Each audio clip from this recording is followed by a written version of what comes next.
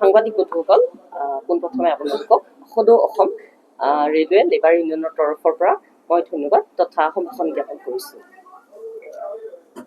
আজি বিগত 2 বছৰ ধৰি নামনি অসম ৰেলৱে লেবাৰ ইউনিয়নৰ হকে আমি কাম কৰি আহিছোঁ আৰু এই নামনি অসম ৰেলৱে লেবাৰ ইউনিয়নে ৰেলৱে শ্ৰমিকৰ লগতে বিভিন্ন ক্ষেত্ৰৰ শ্ৰমিকসকলৰ হকে যুঁজি আহিছে, তেওঁলোকৰ হকে মাত মাতি আহিছে আৰু তেওঁলোকৰ হকে বিভিন্ন উন্নয়নমূলক কাম কৰি আহিছে।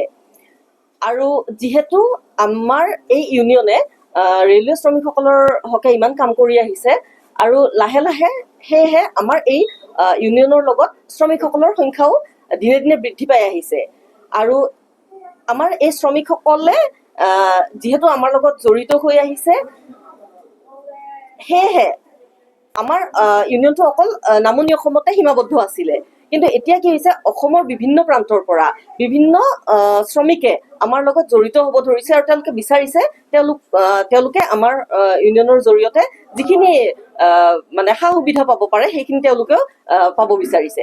আৰু সেয়েহে আমি এটা চিন্তা চৰ্চা কৰিলোঁ যে আমাৰ এই ইউনিয়নটোক অকল নামনি অসমতে সীমাবদ্ধ নাৰাখি আমি সমগ্ৰ অসমলৈকে ইয়াক ৰূপান্তৰিত কৰাৰ কথা চিন্তা কৰিলোঁ। আৰু সেই চিন্তা চৰ্চা কৰি আমি এটা পদক্ষেপ ল'লোঁ যে সমগ্ৰ অসমতে যিমান ৰেলৱে শ্ৰমিক আছে সেই শ্ৰমিকসকলক আমাৰ লগত জড়িত কৰি সেই শ্ৰমিকসকলক হকে আমি মাত মাতিম আৰু সেই শ্ৰমিকসকলৰ যিমান মানে সা সুবিধা প্ৰদান কৰিব পাৰি, যিমানখিনি তেওঁলোকৰ হকে যুঁজিব পাৰি সেই সকলৰ হকে আমি যুঁজি যাম। আৰু সেয়েহে নামনি অসমৰ পৰা বিকশিত কৰি এই ইউনিয়নটোক আমি সদৌ অসম ৰেলৱে লেবাৰ ইউনিয়নলৈ ৰূপান্তৰিত কথা এটা প্ৰচেষ্টা হাতত ল'লোঁ।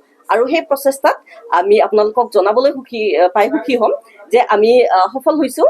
আৰু যোৱা 17/6/2026 তাৰিখে আমাৰ এই যিটো ইউনিয়ন আছিল নামনি অসম ৰেলৱে লেবাৰ ইউনিয়ন, তাৰ পৰা বিকশিত হৈ পেলাই আমাৰ ইউনিয়নৰ নামটো হৈ গ'ল সদৌ অসম ৰেলৱে লেবাৰ ইউনিয়ন, অৰ্থাৎ all Assam railway labour union. আৰু এই ইউনিয়নটো আমাৰ 15জনীয়া কমিটি, যিখন আমাৰ কেন্দ্ৰীয় কমিটি আছে সেই কেন্দ্ৰীয় কমিটিখন 15জনীয়া কমিটি, আৰু তাতে আমাৰ সভাপতি হিচাপে ৰচিদুল হকক দায়িত্ব অৰ্পণ কৰা হৈছে। আৰু আমাৰ এই ইউনিয়নৰ লগত বৰ্তমান 2000তকৈও অধিক শ্ৰমিক জড়িত হৈ আছে।